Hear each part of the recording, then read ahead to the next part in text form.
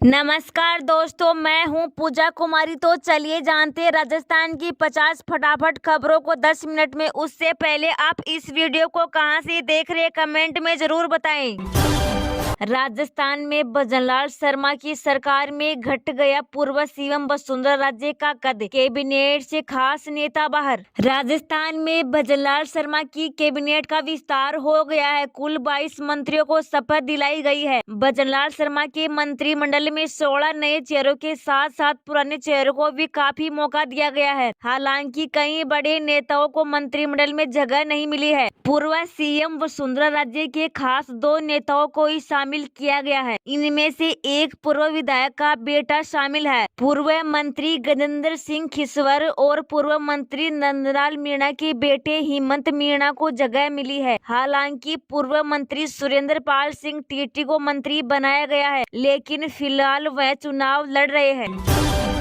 राजस्थान में भजनलाल सरकार का हुआ कैबिनेट विस्तार। राज्यपाल कलराज मिश्र ने 22 मंत्रियों को दिलाई शपथ। 12 कैबिनेट तो 10 राज्य मंत्री। राजस्थान में भजनलाल सरकार का मंत्रिमंडल विस्तार हुआ। जयपुर स्थित राजभवन में शनिवार दोपहर बाद 3:15 पर राज्यपाल कलराज मिश्र ने नए मंत्रियों को शपथ और गोपनीयता की शपथ दिलाई। शपथ ग्रहण की तैयारी कुछ दिन पहले ही पूरी कर ली गई है। राज्यपाल ने 22 विधायकों को शपथ दिलाई। इसमें किरोड़ी लाल मीणा जैसे अनुभवी नेता भी शामिल है। मंत्रिमंडल में शामिल कई नाम चौंकाने वाले भी बने रहे। जिन विधायकों के मंत्रिमंडल में शामिल होने के कयास लगाए जा रहे थे, उनसे इतर कई नए नाम कैबिनेट में शामिल किए गए। भरतपुर जिले से नगर विधायक जुवार सिंह बेडम को राज्य मंत्री बनाए जाने पर कार्यकर्ताओं में खुशी की लहर फैल गई है।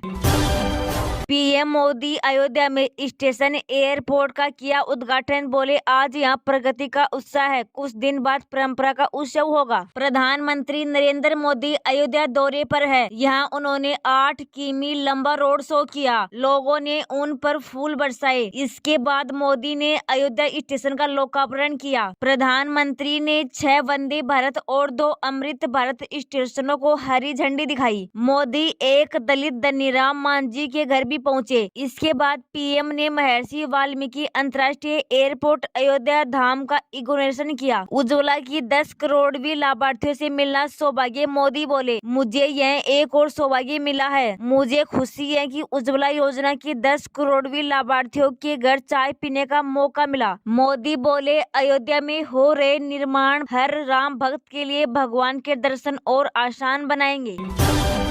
राजस्थान वासियों को मिली खुशखबरी। राजस्थान में भी 12 रुपए सस्ता हो सकता है पेट्रोल। केंद्र सरकार ने कैबिनेट में लिया फैसला। भाजपा शासित पड़ोसी राज्यों में पेट्रोल करीब 12 रुपए और डीजल 1.5 से 4.5 रुपए लीटर तक सस्ता है, लेकिन राजस्थान में सत्ता परिवर्तन 2 सप्ताह बाद भी दरें घटने का इंतजार है। पेट्रोल डीजल सस्ते हो तो अकेले पेट्रोल पर ही जनता के सालाना 32,000 करोड़ रुपए बेचेंगे। प्रधानमंत्री नरेंद्र मोदी ने चुनावी रैलियों में पेट्रोल डीजल सबसे महंगा होने का मुद्दा बनाया था। प्रदेश में पेट्रोल डीजल महंगा होने के कारण कई सीमावर्ती जिलों से लोगों के पड़ोसी राज्यों में पेट्रोल पंप पर जाने से डीलर्स भी परेशान हैं। उन्होंने अपनी परेशानी जाहिर करने के लिए पूर्ववर्ती सरकार के समय पेट्रोल पंप बंद करने की चेतावनी दे डाली थी। उसके बाद सरकार ने गणित चलाया कि पेट्रोल डीजल पड़ोसी राज्य के बराबर नहीं होने से प्रदेश के राजस्व को नुकसान हो रहा है, लेकिन यहाँ बिकने वाले पेट्रोल डीजल पर वेट कम होने से राज्य को मिलने वाला राजस्व भी घटेगा। राजस्व घटने को लेकर पेट्रोलियम डीलर्स का तर्क है कि वेट घटाने से राज्य को बहुत ज्यादा नुकसान नहीं होगा। आपकी बेटी को लखपति बनाएगी सुकन्या समृद्धि योजना। इसमें अब मिलेगा 8.2% ब्याज। यहाँ समझे निवेश का पूरा गणित। सरकार ने 1 जनवरी से वित्त वर्ष 2023-24 की चौथी तिमाही के लिए सुकन्या समृद्धि योजना पर मिलने वाली ब्याज दर में 0.20% की बढ़ोतरी है। इस योजना में निवेश करने पर अब सालाना 8% के बजाय 8.20% ब्याज दिया जाएगा। अगर आप भी अपनी बेटी के भविष्य को वित्तीय सुरक्षा देना चाहते हैं तो उनके नाम पर सुकन्या समृद्धि अकाउंट खुलवा सकते हैं। इस स्कीम के जरिए आप आसानी से अपनी बेटी के लिए लाखों रुपए का फंड तैयार कर सकते हैं। हम आज आपको इस स्कीम के बारे में बता रहे हैं। जन्म से 10 साल की उम्र तक ही बेटियों का सुकन्या समृद्धि योजना में खाता खुलवाया जा सकता है। अब पीएम किसान की 16वीं किस्त का इंतजार, जाने कब आएगा आपके अकाउंट में पैसा। सामने आया ये अपडेट। पीएम किसान सम्मान निधि योजना केंद्र सरकार की महत्वाकांक्षी योजनाओं में से एक है। इस स्कीम के तहत मोदी सरकार हर साल करोड़ों किसानों के खाते में 2-2 हजार रुपए की 3 किस्त यानी कुल 6 हजार रुपए ट्रांसफर करती है। अब तक इस योजना के तहत कुल 15 किस्त किसानों के खाते में ट्रांसफर की जा चुकी है। योजना की 15वीं किस्त पीएम मोदी ने 16 नवंबर को अपने झारखंड दौरे के दौरान जारी की थी। इस योजना के तहत कुल 8 करोड़ से अधिक किसानों के खाते में 18 करोड़ से अधिक की राशि ट्रांसफर की गई थी। इन पैसों को लाभार्थियों के खाते में डायरेक्ट बेनिफिट ट्रांसफर के जरिए भेजा गया था। पीएम किसान स्कीम को खास तौर पर गरीबों के लिए शुरू किया गया है। इस स्कीम के तहत किसान परिवार योजना के तहत मिलने वाली राशि को कृषि के साथ साथ अपनी जरूरी खर्च को भी पूरा करने के लिए इस्तेमाल कर सकते हैं।